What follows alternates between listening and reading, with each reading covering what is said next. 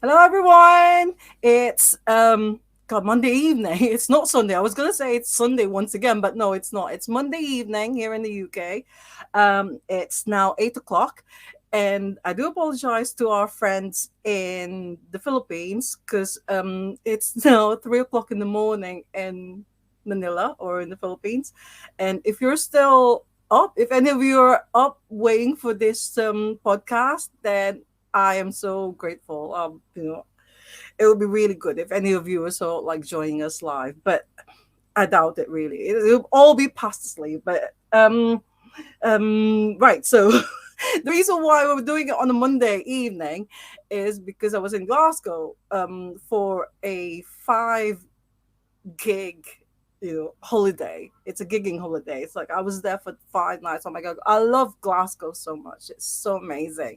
And our guest today, he actually lives in Glasgow, and I don't think he's originally from Glasgow, but he lives in Glasgow now. So I'm really excited about it. Admittedly, I'm not really very familiar with his band or the things that he did, but it's really good because at least we can discover new bands and discover about his drumming career and his life. So it's really exciting as well. And I've also read a review.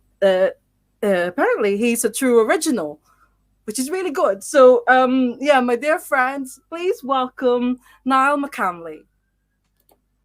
All Yay! right. Yes. Hello, Niall. Thanks Good for having evening. me. How are you? So you are a true original. I like the sound of that. I hope so. Anyway, I hope so. Well, that's what I've read on Google. So I just want to sort of like do a quick shout out to my friend Vivian Wilson because she's the one who sort of like introduced me to you and to the Spook School, which is your band. And I believe you sort of like live near where Vivian is in Stratbungo. Yeah, I'm in the south side of Glasgow. I've been here for a few years now. It's a nice place, lots of good parks, good It vibe. is, it is very, very nice because, while I was there, I was sort of like thinking, I would really like to sort of like, I'm hoping that I would bump into you. Because, I've seen a video that some YouTuber sort of like did like a Glasgow sort of like a travel thing, and you were on it. I think you were walking along Sauchiehall Street. I've been sent that a few times. Yeah. I don't know if it was like an American TikToker or something. And yeah, I'm always popping up, but I'm like 6'3" and I'm normally wearing bright colors, so I'm easy to pick out in a crowd. Oh, well, I was sort of like looking around when I was walking along Sauchiehall Street. I was sort of like thinking, I wonder if it's gonna be so like turning up. And also another thing is, because I thought you lived in sort of like around Stratbungo as well. Last Thursday, I went to the Rum Shack. Yeah, love the Rum So, Shack. do you go to the Rum Shack as I well? do go to the Rum Shack. I know it well. It's got a good back room for gigs as well. It's good food, good wee beer Yeah. garden as well. Well, I had to sort of like wait because they were running a bit late. So I waited at the bar and was sort of like looking at all the people that was there, and I was sort of like thinking, I wonder if he's here somewhere. I'm always lurking nearby. Yeah. And also another one that Vivian actually said to me is the Allison Arms. That's another pub Yeah, or bar, I believe. That do you go there as well? I do like the Alison Arms as well. It's right opposite the road of Rum Shack. It's right there. Good kind of old man pub. Lots of Yeah. beers. All good. It's Yeah, just I'm not. yeah, it's a shame that we didn't get to sort of like meet each other. It would have been nice, but hopefully next time, because I do love Glasgow. I do love sort of like going back there for gigs and things. So hopefully, we can get to sort of like meet up. And I can ask you for a photograph because I do love having photos.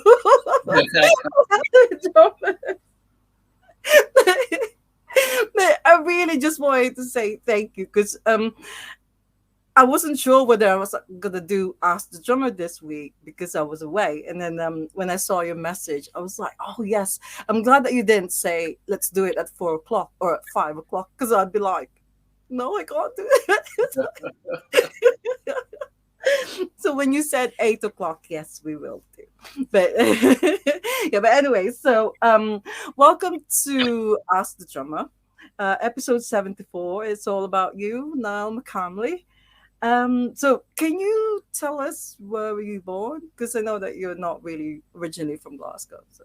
Yeah, it's probably a bit of a convoluted story, but I was born in London, but didn't really stay there very long. And then we moved from England to Ireland when I was very young. So, yeah, Irish passport. I'm from Ireland, went to school in Ireland, but my accent is a bit all over the place. And yeah, I've been in Scotland now for in the past 5 or 6 years. Oh, right. Yeah, yeah. So what made you decide to sort of like move to Glasgow specifically? So, Yeah, well, so when I first came over to Scotland, originally I lived in Edinburgh, and that was me going to university. So leaving Ireland, going to Scotland, and that's where I first met the rest of the Spook School. We were just bumping around the university. We were mostly yeah, involved in comedy and doing terrible stand-up gigs. But yeah, we had a bond over music. Started playing some shows together. Had a good time. yeah, And as is just natural, you kind of you graduate and you move different places. So I moved down to London for a little while. Was working down there, but the band was kind of picking up steam, and we were touring a lot. So for being away a lot and having a London rent to pay didn't make any sense. So if I wasn't going to be sleeping there, I didn't want to be keeping it. So we had a wee yeah. think where we wanted to go. So Glasgow was bringing us back to Scotland, where we started, and it had an international airport, so it meant it was easy if we needed to travel places. Yeah. But going back to so you your childhood was spent in Ireland, and so what was it? Where whereabouts in Ireland? Uh, A place called Dundalk in County Louth, so from the east coast. It's just on the border, just in the Republic of Ireland, and it's about halfway between Belfast and Dublin. oh yeah, yeah, yeah. That's right. So because I remember when we went to last year, we went to Dublin. We flew over to Dublin and then drove to Belfast.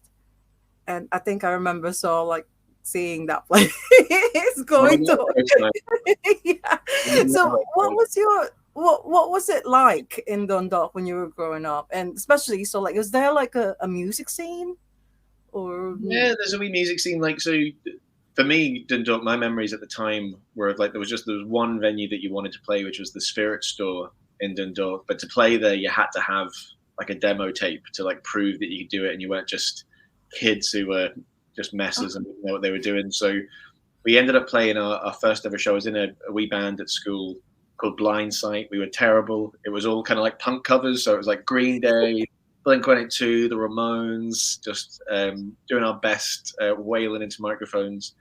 And we played at kind of a local church hall. So if anyone's from Ireland, they've got Ancient Order of Hibernian halls, AOHs, scattered around the place. We played in an AOH, which was oh a big, cool scene in our town.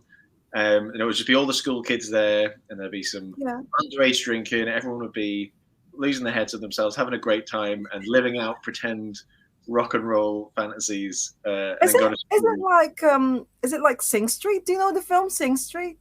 No, I'm not familiar. No. No, maybe because it's based so like it's supposed. I think it was supposed to be so like in the 80s. So they had Duran Duran and the Co and things, but it's like they're forming a band as well, like these kids, and it's one of my favorite films actually. But maybe it's a different one because I don't know if you were. Was it in the 80s that you were so like or Oh, man. 90s, 2000? Yeah, I'm so young, so it'd be the 2000s. This was The all happening. 2000. Yeah. Sorry. No worries. Sorry about But have you always been the sort like the drummer? Or did you try any other instrument or Always been the drummer. It's what I always fell in love with. So I started playing probably about kind of 12 years old, and I was just always kind of fascinated by the drums. And I yeah. played a little bit of guitar here and there. So when we were writing as a band, I could write on guitar and I could put bits together. But yeah, I was nowhere near as good at the guitar as I was at the drums, and the drums were just something I just Oh, did for years and years. And yeah, the only yeah. downside is just having to lug them to gigs. When you see a guitarist carrying one really light box, you get pretty famous And, pretty quickly over the and deal. you're like A full drum kit, that's the bum deal. well, I remember so like having a drummer guest and when I asked him for advice, he said, so like ask your band members to carry you. help you Good carry your advice. donkey or something. But did you have any drumming lessons, or did you just were you self-taught, or Yeah, it was self-taught. Like it was putting the drums when my parents were out, putting the drums in front of the TV and putting on things like MTV2 and Kerrang and trying to hopelessly bash along with it until the neighbors complained and then put them away. So I guess like my teachers were just like the television. So it was very much everything's in 4/4. Everything was simple at the beginning, but yeah, it meant it was interesting and I was into it. It wasn't kind of going through any kind of grades or having to do kind of any styles of drumming that I wasn't interested in at the time. So it was all very kind of punk and pop punk drumming from the beginning. oh, right?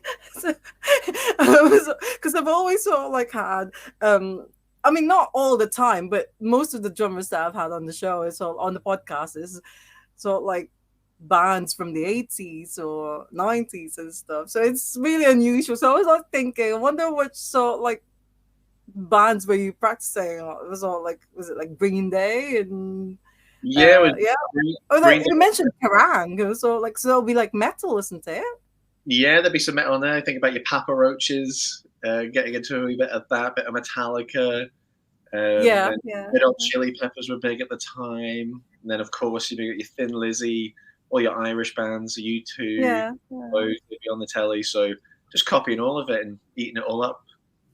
And so you've had your band in Ireland. But when did you move? When did you leave Ireland then? So And is left. it because of music or? No, it was just to study. So originally, that band was just kind of like me high school kind of band that we played. So it kind of broke up as we were leaving school. So I first went to Belfast to do my undergrad there, and then I moved Yeah, from Belfast over to Edinburgh to do a postgrad, and that's where I'd always been just kind of playing drums in other people's little projects here and there, just one or two gigs. And then when the yeah, Spook School came together in Edinburgh, just that was a bit kind of everything went very fast, very quickly in a way that it hadn't gone before. And I think it was something. I think our second show was in Glasgow and our third show was in Paris, and it all just exploded. really? It Oh wow, was all very surreal. yeah. But is it true? You know, when I was sort of like googling your name and doing my research and things, so you had a band in Ireland. But then when you went to Edinburgh, it was were you a comedian then? Did, or were you already so like in a band? Were you doing music before you became a comedian or No, so yeah, what? the comedy was the big thing for a while. So that's how we all met. We met through a comedy society in Edinburgh. But yeah, for a number of years, I was doing the stand-up circuit around kind of Scotland and the UK. But I was far more successful when I was being silly behind the kit than trying to be silly on the stage. So it was a nice kind of crossover, and it really informed the way like the shows went. So our shows were very from the beginning very theatrical, very silly, hopefully very funny, and it just kind of I think that's what drew people in. So it wasn't your average show. So I think when people came to see a Spook School show, they knew they weren't going to get a normal experience of just seeing kind of a normal band on a normal day of the week. It was going to be big. It was going to be theatrical and over the top, and there was going to be some Yeah, set yeah. pieces and all sorts. Is it true that there's a bit of nudity in it? There was, yeah, Also, especially in the early days, there was a bit of nudity, and yeah, one of the things we did was, I say we, I don't know how much the rest of the band wanted it to happen, but we did. I think it was almost for 10 years. We had a sexy drummer calendar, so there was just every year we'd have a different theme. So there was seasonal vegetables, where I told people which vegetables were in season at different times of the year. There was occupations, what job would best suit you at different times of the year as well. So yeah, we yeah. for a while, and that was popular. Don't know for the right reasons, but it was popular nonetheless. So what sort of what the audience are they so like young people or do you get so like the older generation as well coming to Yeah, your gig? it was really mixed. It was a interesting one. I think at the beginning it was an older audience, kind of from that indie pop scene, and then as we kind Oh of yeah, yeah, really found our niche in terms of kind of our lyrical content was a lot about kind of gender and sexuality. So we got a lot of kind of young LGBT kids coming along, and those kind of the touring kind of further abroad, kind of especially around America, I think yeah. helped kind of cement that as well. So yeah, we had everything from like really young alternative queer kids, all the way up to kind of Six Music dads rocking out at the back as well. Because, but is that something that you really plan to sort of like do? Because I have read that your band was actually really good when it comes to the discussion about these issues like trans and things like that. Is that something that was that you planned on doing, or did it just? Not necessarily that we planned. I think the way it worked out was just kind of who we were. So we had kind of trans members in the band, and when you write, you kind of write about your own experiences. And especially at the beginning, no one knew who you were at the beginning, so we were just kind of singing songs to ourselves, and there wasn't any kind of risk to it because we didn't think anyone was listening. We were just playing to our friends.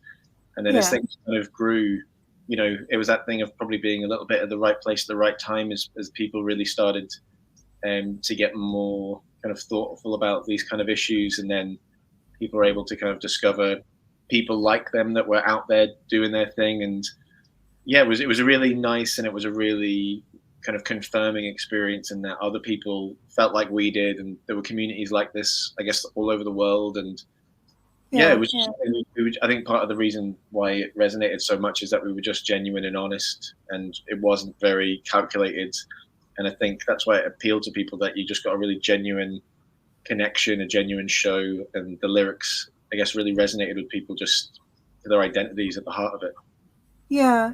So it's like, so it's not just being like a comedy thing, but it's actually quite a serious thing as well. So the message that you want to sort of like tell the audience, sort of like a something serious, and but doing it in a sort of like a funny way or a comedic way or something. It was one of the things we had a big discussion at the beginning, was we really wanted to make sure that our sense of humor came through, and then we really got to show our true selves. And part of that too is, I think, if you think about any kind of hard or difficult message, if it's said in a really heavy way, it's going to turn a lot of people off.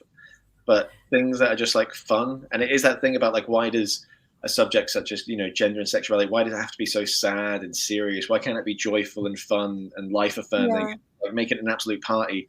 And suddenly as well, like, people who maybe don't know much about people who have gone through different experiences like that, suddenly, like, it's not that threatening. Maybe it's an enjoyable world to be part of as well. And suddenly you've got a big community, and people are a lot more understanding. So, and then also being really tough night after night to just play really kind of emotionally heavy all the time, way heavy on your heart, whereas every night's just like a wee party, and it's just like bringing people together. I think that's more sustainable, I think.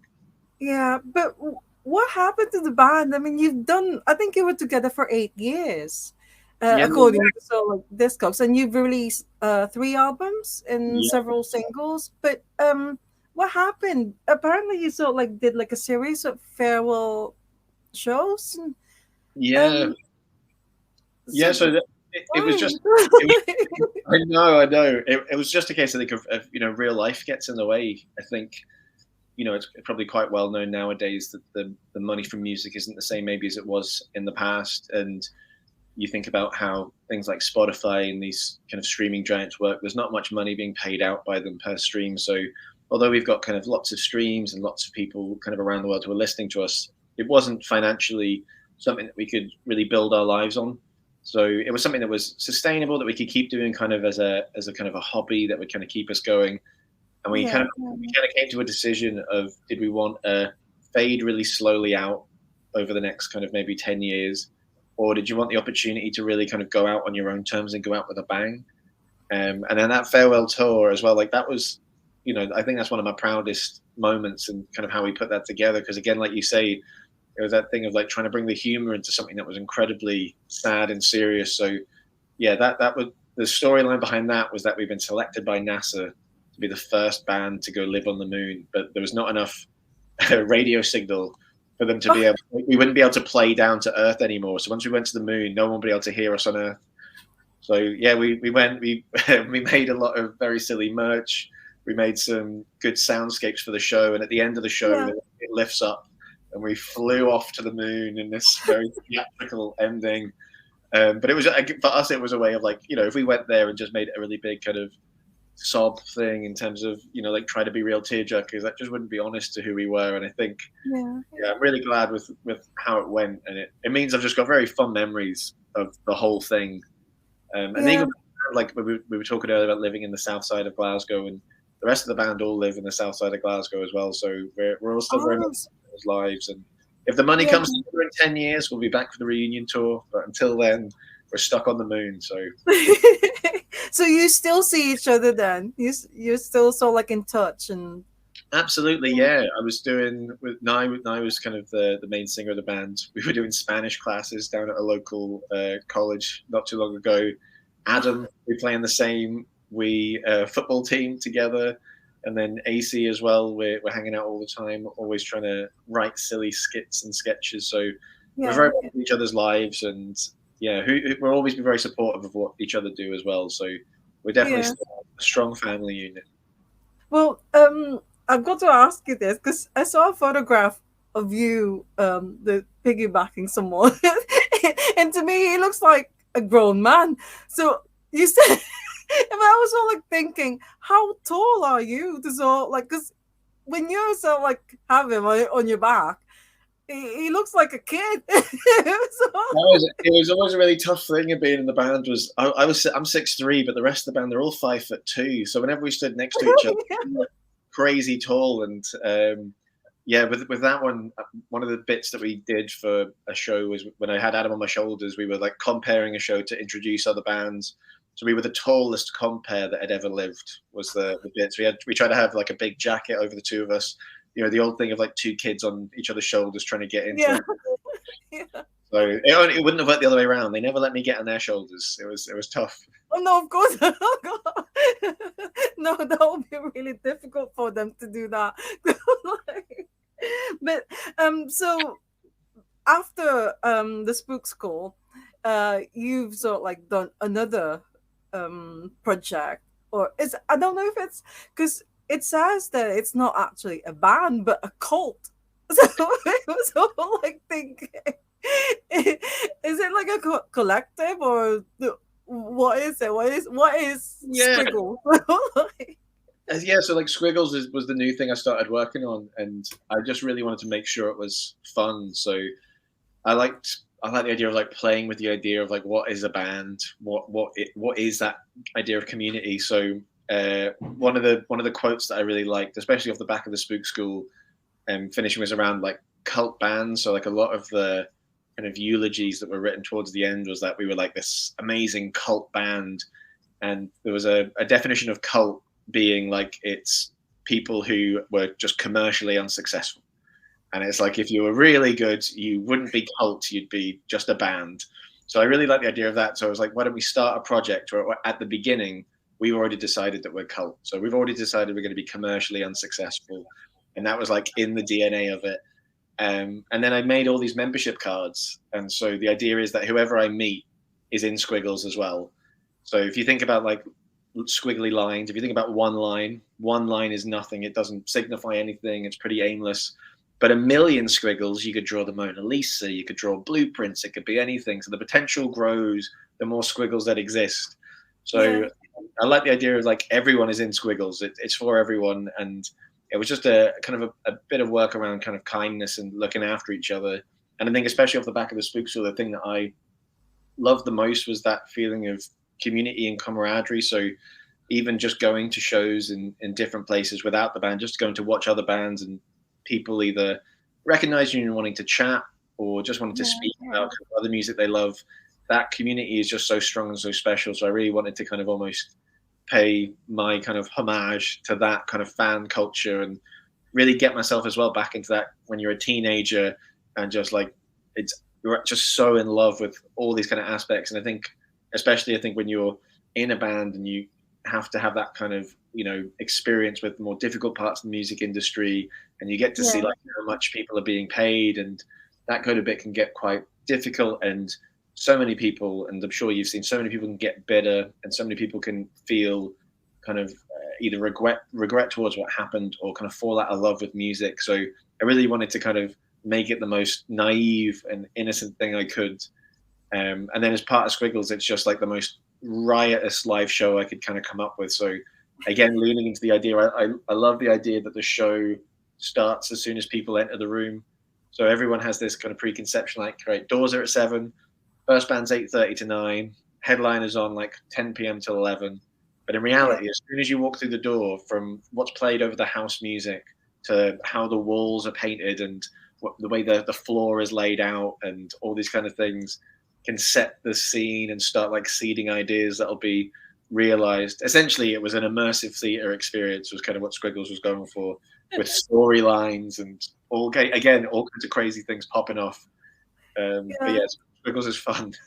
Well, I do like the idea. So, like, it says you are not alone, and Yeah, then it says you are a squiggle, and then together, so like, we're squiggles.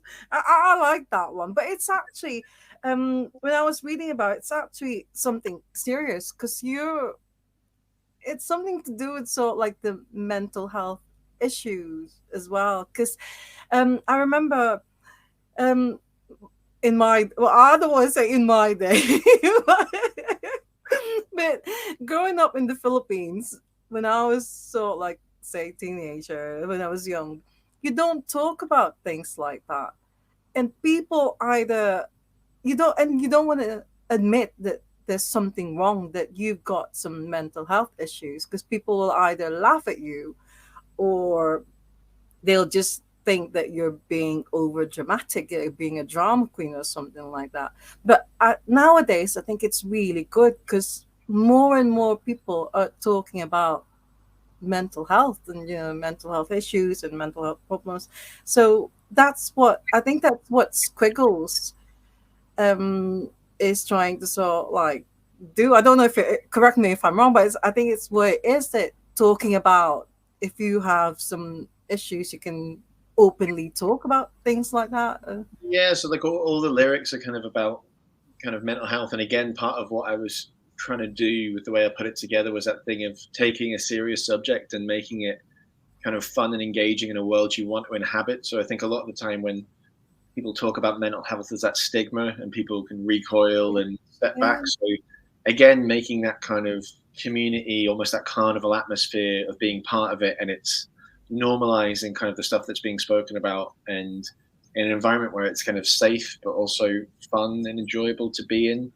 And I think again, one of the points of Squiggles is that really kind of highlighting that idea of like, at some level we're all going to be kind of alone with ourselves and our thoughts. We're all just going to be a squiggle, and that the ability to kind of, I guess, cope, for me at least, comes through that social, that community kind of aspect. And so when you're around squiggles, as you come around other people and you begin to talk about your experience, I think especially when you're alone with your thoughts, you can think you're the only one going through certain experiences. But the more people you surround yourself with, and the more positive people you surround yourself with, and you get to hear their stories, you realize other yeah, people have gone through similar things, and there's power in talking about these kind of things. And yeah, I think one of the big things that's always really tough is that element of shame. And so this whole thing of Squiggles is about like the most shameless kind of thing that you can put together, from the silliness of like what we're willing to do on stage, to making yeah, the cards, to being a cult, all those kind of things. If we can be really kind of silly and safe, there's nothing intimidating, hopefully, about us.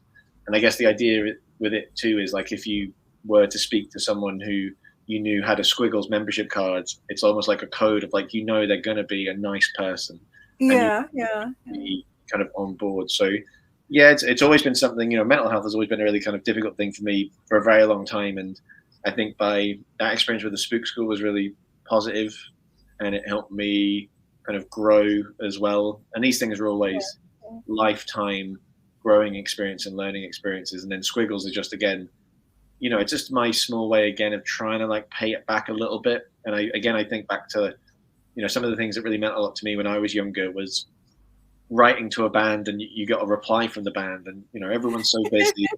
The idea that someone had replied to you is amazing. So like, one of the things I do is like, anyone who's ever ordered anything from Squiggles gets a handwritten note with just a unique message, oh, and it's either like a joke about their name or it's a reference. yeah, yeah, They know that like no one else has got this message, and yeah, you had like a unique experience. So again, it's the idea of just trying to make people not feel like they're just one of many, and everyone's yeah, yeah. So it's like an individual. Because, well, you talking about sort of like writing too. Well, in my day, again, I did.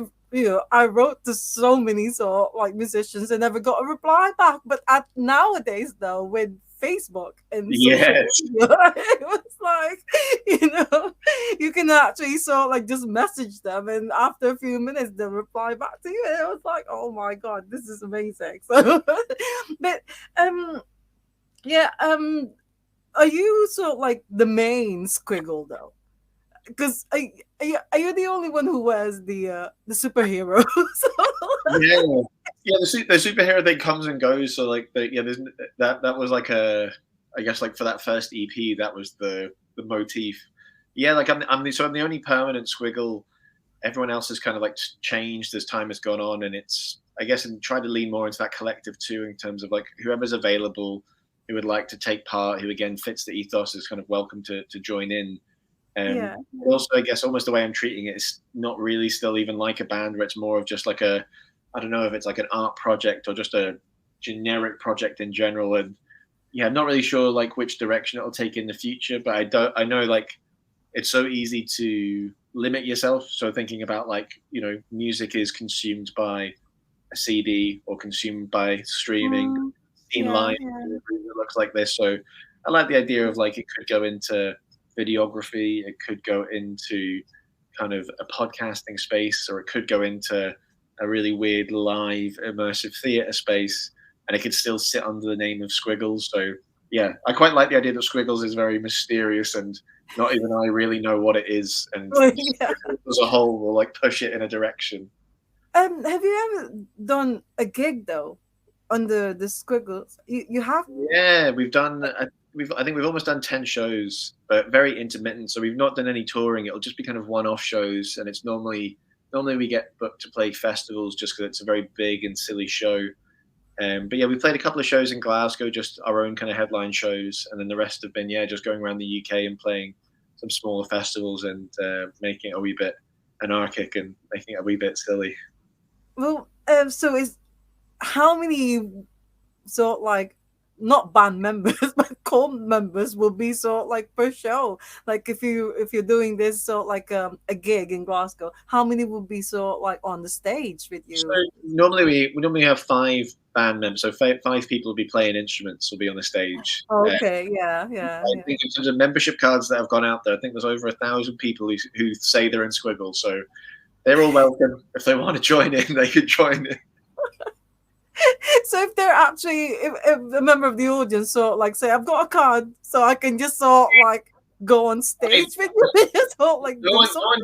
no one's done that yet. But if they did, if they ever show me the card and they want to redeem it to get on stage, I'll swap places with them. I'll give them.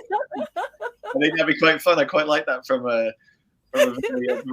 art project kind of thing to see how it would go. And I'd enjoy Yeah. that anyway. I don't know if the rest of the audience would, but no, that would make me smile.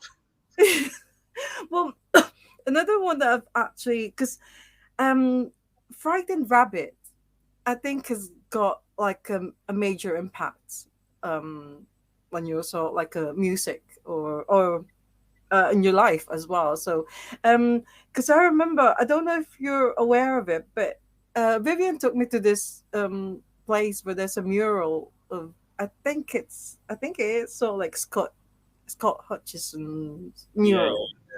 Um, so I mean, I'm not really very familiar with Frightened Rabbit myself. I mean, when Vivian told me about it, I was like, oh, I don't know. So what's the importance of Frightened Rabbit to your to your life or to your sort of like what you do yeah. Well, right now? So. I guess it plays into probably Squiggles more than anything, and so essentially, Frightened Rabbit were a Scottish band that were growing rapidly and were really becoming kind of very big, and it was amazing. And Scott, the lead singer, was very open about his struggles with mental health, and I think that's what drew a lot of people to him. And his lyrics were amazingly kind of raw and honest. And yeah, unfortunately, he took his own life, and it was incredibly sad, and I think it was really affecting on the whole kind of Scottish music industry. And yeah, like I just remember at the time, Frightened Rabbit were about to put on a festival at SWG3 in Glasgow, and they'd asked us to play, and we were really excited and very excited that Frightened Rabbit knew who we were and were interested in us, and that was lovely. Yeah. And there was like a wee video that came out, and Scott was talking about all the bands that were playing and why he was excited. So I watched. There's a video of him like talking about the Spook School, and it's just so lovely and amazing. And then we were on tour, and he went missing, and it was just a really tough every night. People wanting to talk about it, and it was just very, hard to do our fun, silly show. Yeah. Yeah. And so as the Spook School came to an end, I think that's always weighed heavy on me. And I think again, like Squiggles, I think if anything, just to kind of give a wee nod to him as well. And I think Frightened Rabbit will always be important in that sense. And Yeah. they live on in Scotland, especially. And like you say, there's that lovely mural in the south side of Glasgow, and it's a. Did you meet him? Did you? I met him a couple of times, but only kind of in passing. So just in kind of like busy rooms, busy pubs, and he was always very nice. So I can't judge it off anything else other than that. But yeah, it was just a very, very sad kind of chapter. But off the back of it, there's been lovely things that have been done. There's a charity called Tiny Changes that his family has set up in Scotland, and it does some fantastic work. So to try and give it some legacy and pay some honor to that. So if Squiggles can do a tiny thing in comparison, then that'll be very sweet and lovely. So what's next with you? Do you have any sort of like gigs or any apart from Squiggles? Do you have any other sort of like project, or are you just concentrating on Squiggles at the moment?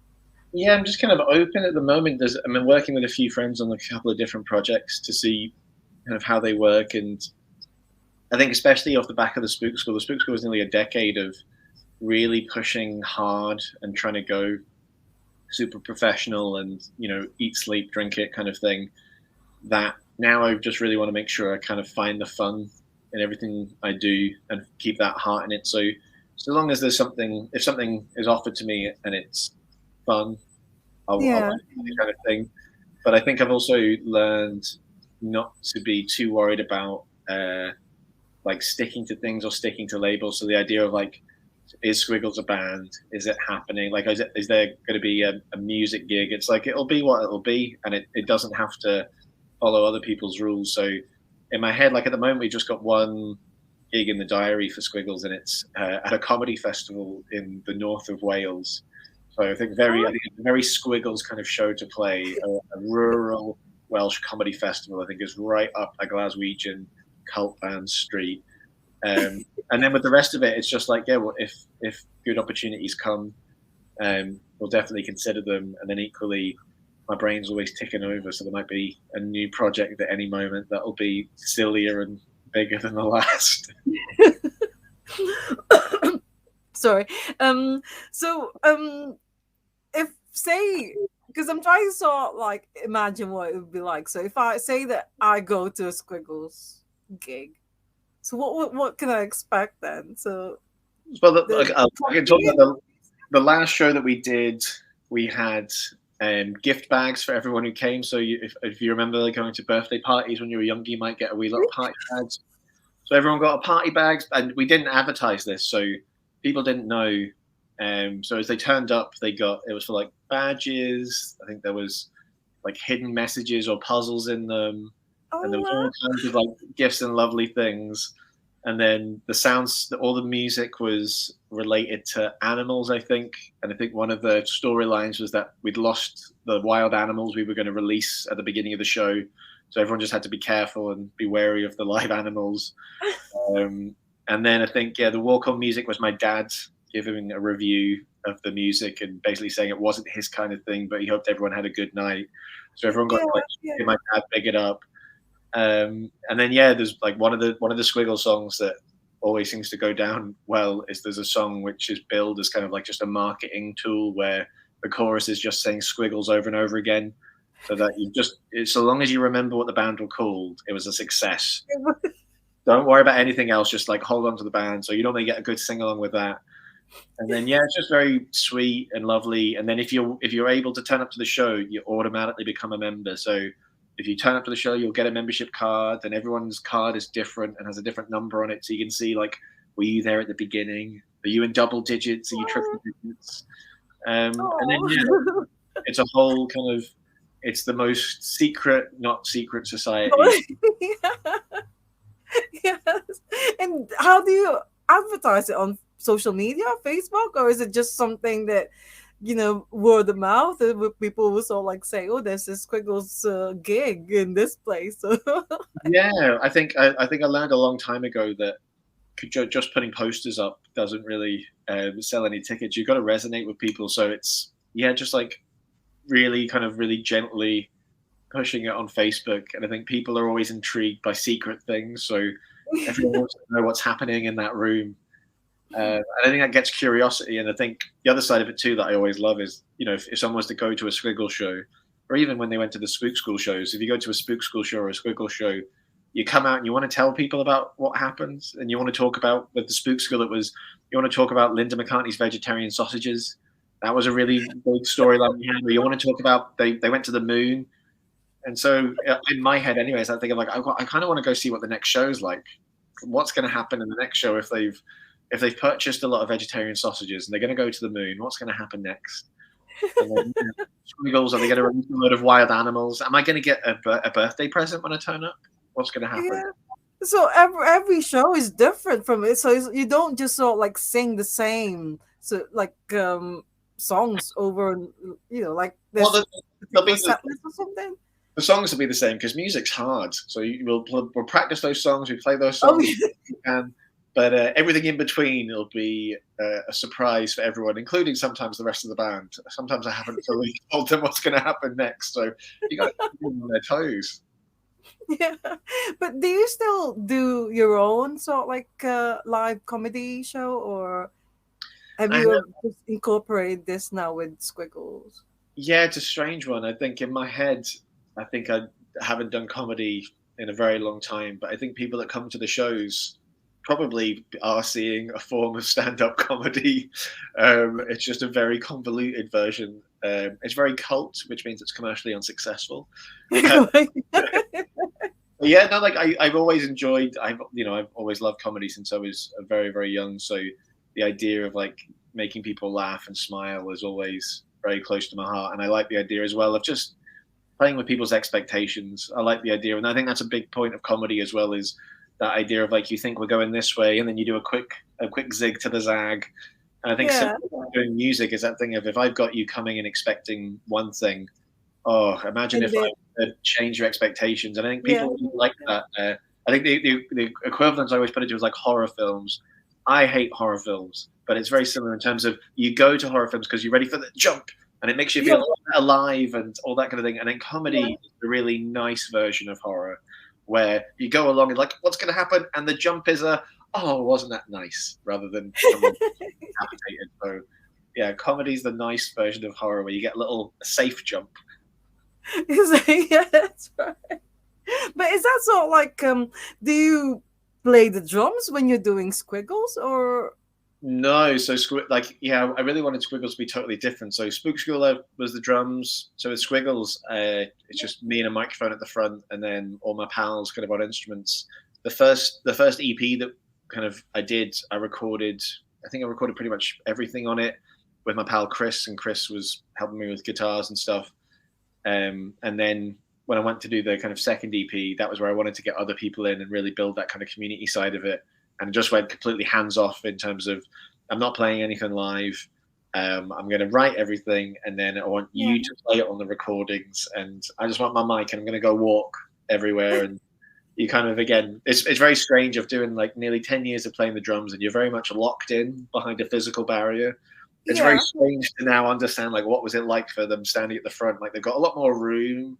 You can walk all the way to the left, all the way to the right. You're not connected to anything, so it's interesting, and it's a but very easy. don't you miss it though? Don't you miss sort of like Oh, I do. playing? I, I miss the drums a lot. I do love the drums. The drums will always be my first love in that respect. But Yeah, I think I always like the idea of doing new things. So again, I'm not ruling out ever playing the drums again. Like I'm playing the drums for some pals in just some kind of practice rooms. But that idea of like, yeah, if someone wants to just give me a microphone, I'll take a microphone. If they want to give me a guitar, I'll take a guitar. Pardon me, I'll take a guitar. Yeah, yeah. But yeah, I love the drums. I don't like carrying the drums. So if you get to the stage where some people will help me carry them, I think I'd be more likely to play more shows behind the gate. It's nothing better than turning up with just a microphone and going, wow, I did not realize this is what lead singer lives were like. They have got it easy.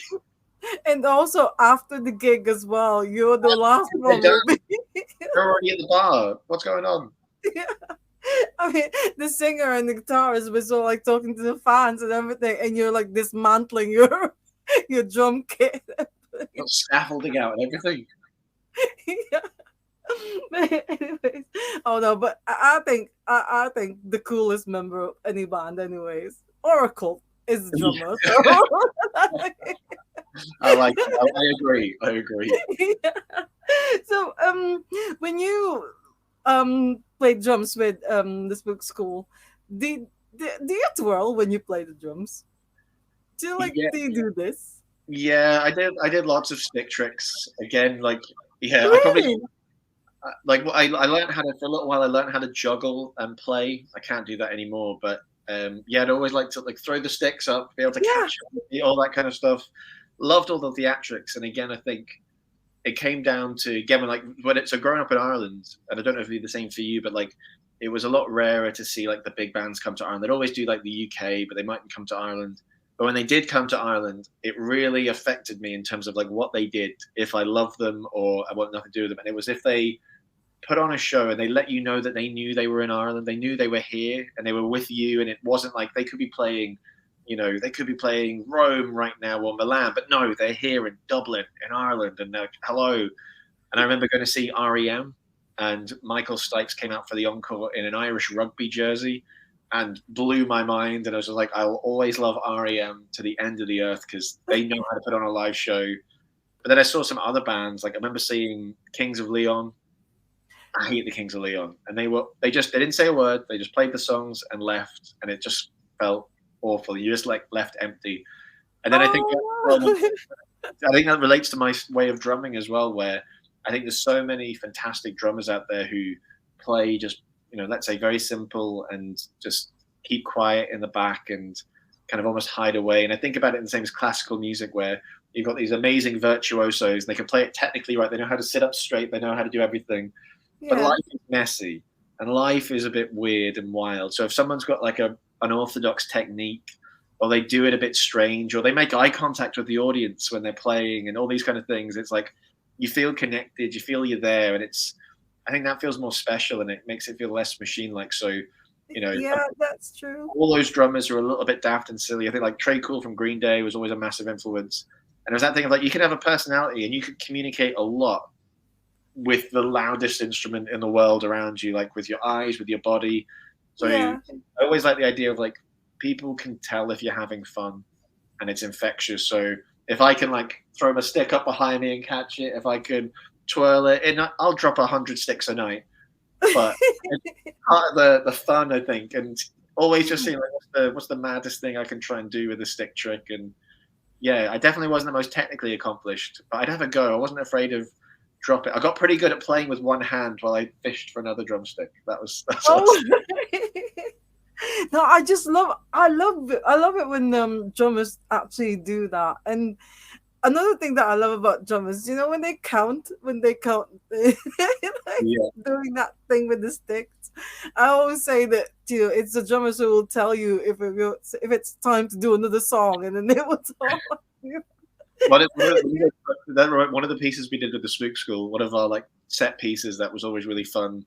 Everyone expects a song to be counted in 4 or 3. So I was like 1, 2, 3, 4. Yeah. So we had a song and we knew it was in 4/4. It matches the beat, but we wanted to see like how long could you count before the audience would realize that you weren't starting the song. So we did a 16 beat count in for one of our songs. So every night we wouldn't say what was going to happen. And you know, you can do the thing where you get the whole crowd going like 1, 2, 3, 4. And we would go 1, 2, 3, 4, 5, 6, 7, 8, 9, 10. And as we hit 16, the song would kick in, and people didn't know what was happening, didn't know where to look. And yeah, again, it's that thing of taking people's expectations of like, we've all heard accounting, but you could do weird things with accountants to make it fun and keep people on their toes. Yeah, I mean, it's really good because what you said about connecting to the audience, because it's good. Yes, we were there to sort of like listen to the music and because they're very good and stuff, but I think it is very important for not just the singer to sort of like you know connect to the audience, but other members of the band as well. I mean, I really like it when the drummer sort of like look at some of the members of the audience, or maybe point their stick at them or something. Or maybe do a bit of a wink and But so apart from Trey Cool from Green Day, do you have any other sort of like drumming heroes? Yeah, like they're all probably going to be like pop punk out of America of a very similar time. But yeah, like Trey Cool was always my big one, and then Travis Barker out of Blink Oh 182. yeah. Always loved him. And then one that I've always loved is Atom Willard. So he used to play for Rocket from the Crypt. And then he played for Against Me for a while. He was in the Offspring for a while as well. But he did one thing that I took on as well, which is he would draw all over his skins. So I ended up drawing on my skins because, again, like in the audience, you can't really see what's on the skin. So he just almost had like inspirational messages to himself on his skins. And again, when you see like any kind of live videos and someone's got the camera above his kit, you realize that he's colored in all of his skins and he's got all kinds of things. So I was like, oh, I like that. So like one of the things I've got in the flat now, and I'm really glad I did it, was like for each tour, I would get a new snare skin and I'd write whatever like was something specific to that tour that we were doing. Either it was like the walk-on music that we had, like some of the lyrics from that, or maybe it's the cities that we were going to play in. And I just write them all over the snare drum. You beat the crap out of the whole tour, and then you take it off and you can hang it on the wall. And it's like, that reminds me of like a really specific thing that happened. And yeah, I enjoyed that. And like when we started the Spook School, I obviously didn't know what I was doing playing the drums. So I was just going to hit the skins until they broke. I wasn't going to be tune them or save them or do anything properly. So I've got this one skin that has got 2 holes in it. It's held together by gaffer tape. And I got the band to sign it in, I think, like 2011, 2012. And they all thought I was like an idiot for getting to sign. Why is this going to matter? And now I've got this lovely piece of memorabilia just on my wall of like our first year of being a band. And it says so much, I think, to me about we didn't know what we were doing. And it was beautiful because it's got 2 holes in it. It must have sounded awful, but people were still coming to see the shows.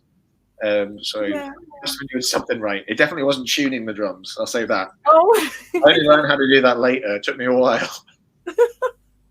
well, have you ever had sort of like fans coming up to you asking you for drumsticks?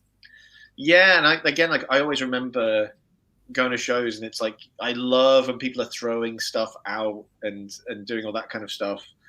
Yeah, like I'm always happy to give kind of anything away because I know how special I felt. I remember like being in the crowd. I remember there was a band from Leeds called the Sunshine Underground, and they threw a cowbell out into the crowd, and my pal got the cowbell.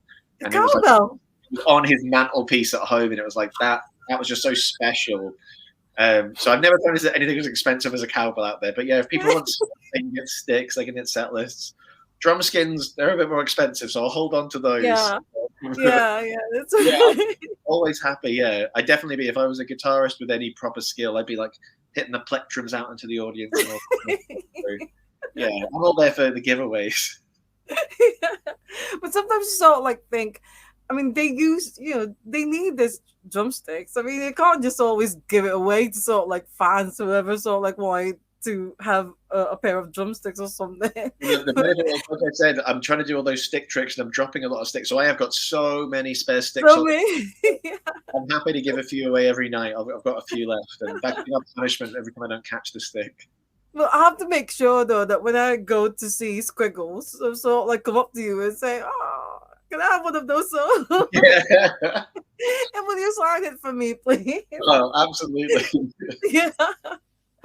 But so because like you said, you don't play the drums now in Squiggles. You're just all like a front man and you do your comedy and music and stuff. But um, have you ever had, with the Spook School? Have you ever had any sort of like accidents or is it just part of the show to sort of like fall over or something? Yeah, I think we're lucky in a way that we can kind of like style it out because we've got that kind of ramshackle approach. Like the one that always sticks in my head was we played a show in Paris, and France has some really strict decibel laws into how loud a live show can be. So we were playing in this small venue, Okay. and they made us put like a perspex sheet in front of the drums so that the drum cymbals wouldn't go into the audience with the same level of volume, so that they could turn everything down essentially.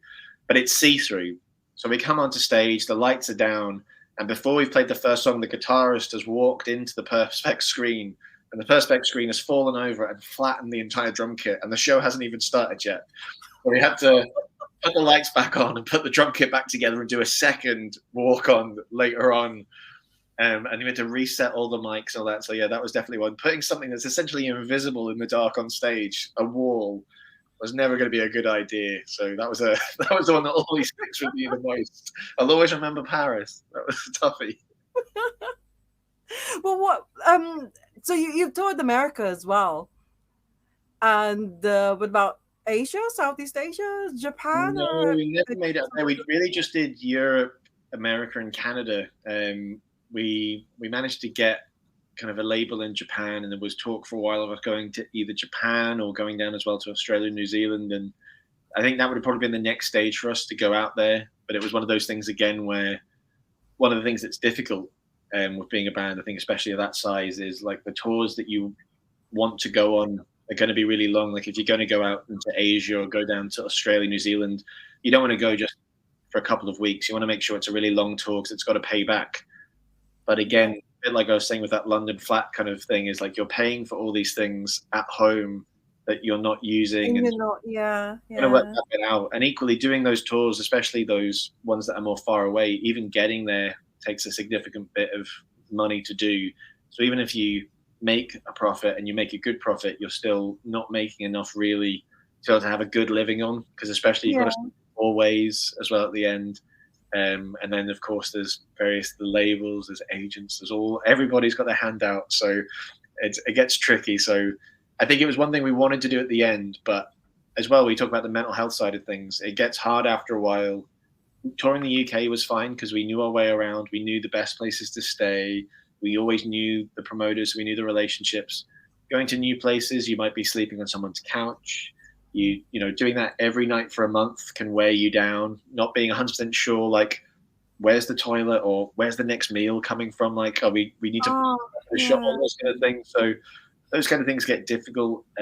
Every day, like, I find it quite exciting, you know, every day waking up in a new place. But I know for a lot of people, it's disorientating and it's really difficult, you know. And again, to find that connection, and you know as well that you might have friends and family at home who are going through their lives and things are changing, and maybe you're missing some of those things. Which on one level, when you're playing the bigger shows, and especially like in America, we got to play some larger shows, which was great.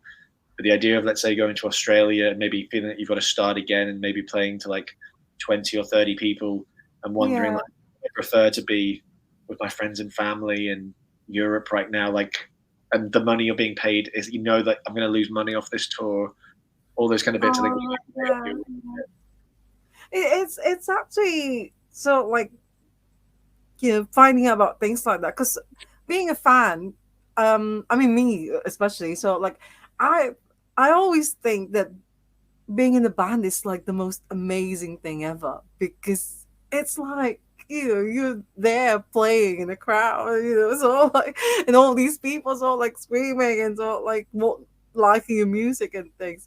But it's not always like that. There's, like what you said, there's worries, and there's like missing your families and things, but I just thought every time I see a band song like on stage, oh my god, that's amazing.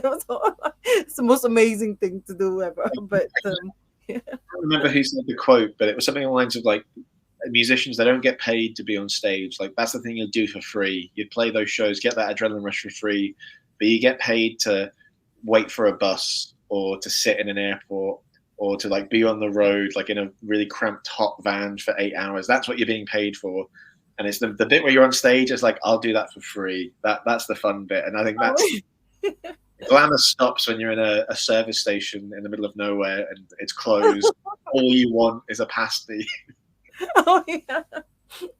I've read you talk about sort of like services. I've read that that was like one of your favorite places, so like being in the services or something. Yeah, it's that thing again. Like you get that familiarity. So I think, especially we did the UK obviously so many times, and you begin to know like this is the service stations here. So I think it's like Gretna Green Services. Like got Oh to stop.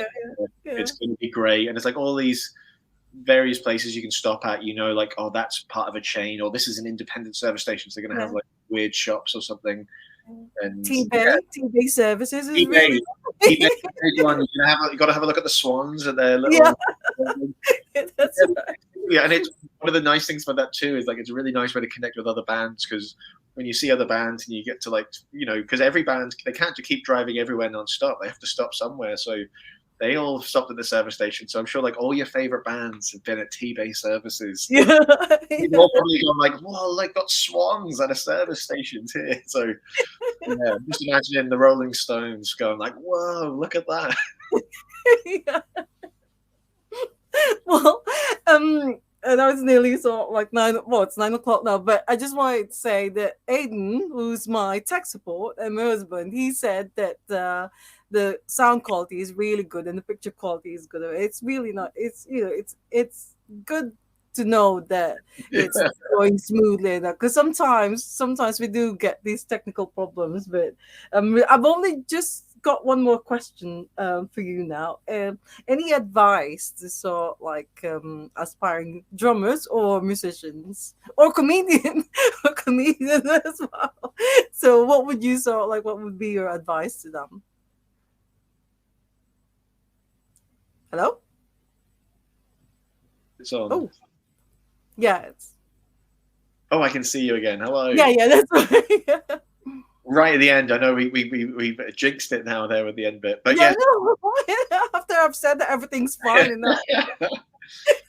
yeah. In terms of advice, yeah, my advice would always be to kind of like to do what you love, and I think that relates a lot around like motivation. So if you're thinking about picking up the drums and you've never played the drums before, in my head, if you do the really kind of try to do the difficult stuff and you find it boring, you're more likely to give up. Like copy what your favorite artists are doing. So if you've got a favorite song, put that song on and just try and play along to it, and eventually it'll get tighter and tighter and tighter, and you'll get on it. And yeah, find the fun in everything that you do.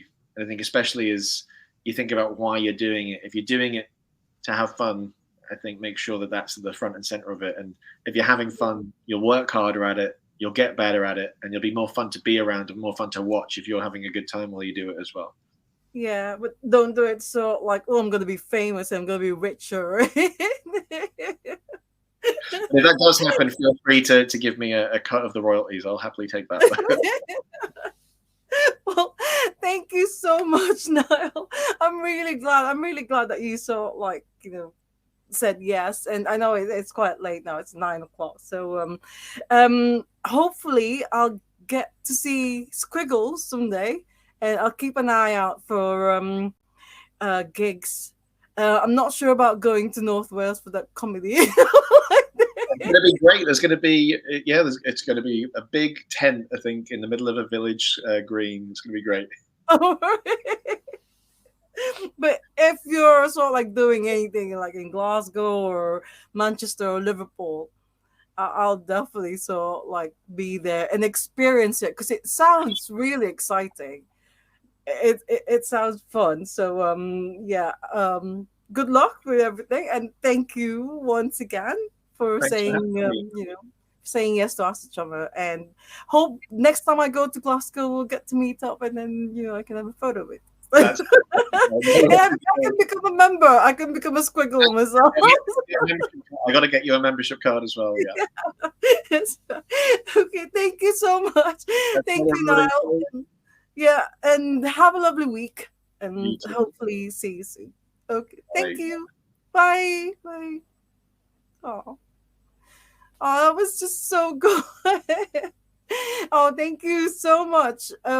Yeah, thank you so much for joining us, and I really enjoyed that chat with Niall. I mean, like I said earlier, like in the beginning, that I don't really know much about him, but I do now. I mean, it's like it sounds really, really exciting to, you know, check out Squiggles. I think they're on Facebook. I think there's a Facebook page or yeah, a band page about Squiggles. But if there, I'm gonna find out and then I'm gonna include it with my thank you for Niall. So we'll be back next Sunday, I think. So hopefully we will be back on Sunday. And please do keep an eye out for the guest announcement post. And thank you once again. As always, love music, love life, and love, love, love drummers. Bye for now. Good night, everyone. Bye.